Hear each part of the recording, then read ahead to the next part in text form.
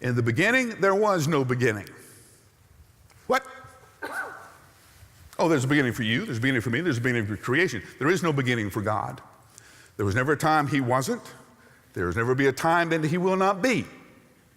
And all the times in between, God is always God. Every story starts with God. Creation starts with God. Your salvation experience starts with God. Okay? Your story isn't, as you come and tell me, I found Jesus. No, Jesus wasn't lost. Jesus found you. The sheep do not find the shepherd. The creation story begins with God, with this glorious plurality of being we try to capture in the mystery of the Trinity, of the Father and the Son, the Spirit, loving each other so much, and this explosion of love has to go somewhere.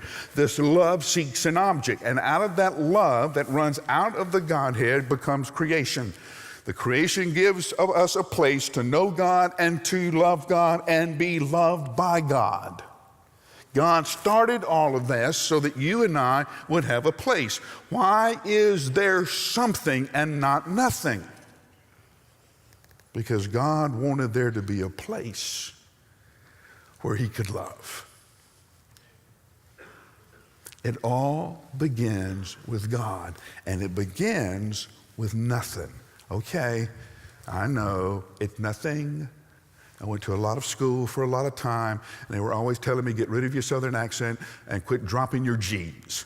But I've been around long enough now to know there's a lot of difference between nothing and nothing. Okay, there's a difference. There's a qualitative difference. And in the beginning, God stepped out into nothing. Now understand what kind of nothing I'm talking about.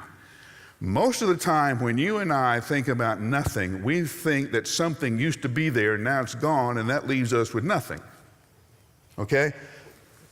There was never anything for there to be nothing. Okay? Now get your head around that. Okay? There's nothing left over for God to work with. There's nothing that he saw that inspired him to be creative. There's not dark. Okay, because you and I think of nothing, we think dark. There's no dark. God, nothing. And in that nothing, he makes everything. Creation explodes from him. The planets find their place. When I was growing up, there were 9. I had to know Pluto. Then they had a meeting and said, no, there's 8.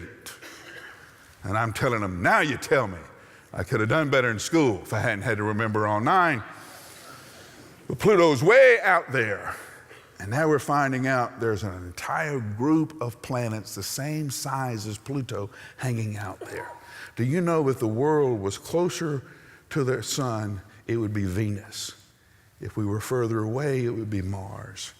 If it were tilted at a different angle, we wouldn't have the seasons. If there was more water, we wouldn't be able to sustain life. If there was too little water, we wouldn't be able to sustain life.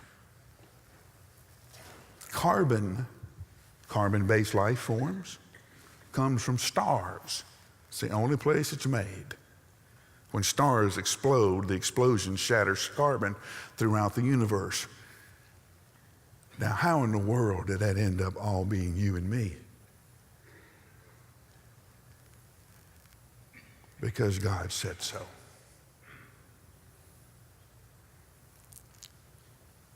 And you can study the universe, and you'll be brought to your knees. You can get a microscope and study the smallest thing, the DNA of human life, and like Francis Collins, be brought to faith in Jesus Christ. Understand that there's something going on with God, nothing, and everything. Now, let's push it down even harder. You didn't come here for a science lesson. I know.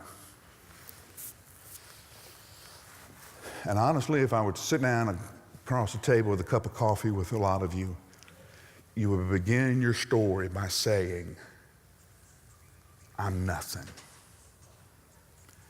Maybe at one time I had a chance. Maybe at one time I was somebody. But after my decisions, my failures, my mistakes, my foolishness, I've lost everything. I'm nothing. I have nothing. And that's where your story would start. Funny, that's where this story starts.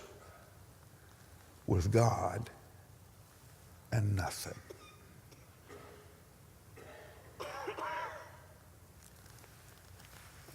This artist who can take your brokenness, your nothingness, and make everything out of you, through you, from you, for you. So you'll have a life of meaning and energy and purpose and focus. You'll know who you are in Him.